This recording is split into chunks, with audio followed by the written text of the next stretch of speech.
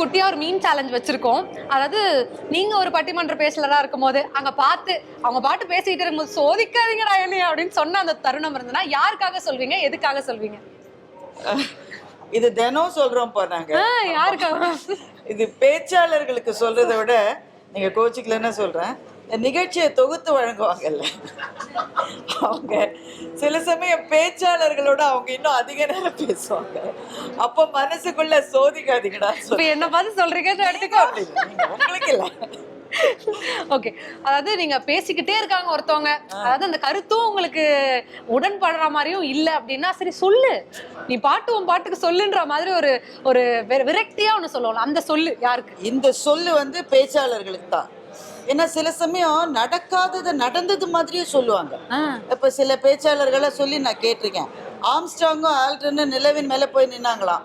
அப்போ வந்து அவர் வந்து யோசிச்சாராம், ஆல்ட்ரன் வந்து யோசிச்சாராம், ஐயோ இறங்கினா என்ன ஆயிரும்னு யோசிச்சாராம். ஆனால் ஆம்ஸ்ட்ராங் யோசிக்காம டம்முன்னு குதிச்சுட்டாராம். அதனால ஆம்ஸ்ட்ராங் பேர் தான் நினைவில் இருக்கு. இப்படிலாம் பேசுவாங்க. இது எல்லாமே உடான்ஸு.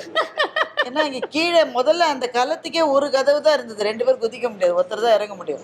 2வது கீழே முடிவு செஞ்சு தான் அனுப்பிச்சிருப்பாங்க, யார் பைலட்டோ அவர் தான் முதல்ல இறங்க முடியும். இந்த மாதிரி பக்கத்துல இருந்து பார்த்த மாதிரியே சில விஷயங்களை சொல்லுவாங்க. அப்போ நான் இதை தான் நினைச்சுப்பேன், சொல்லு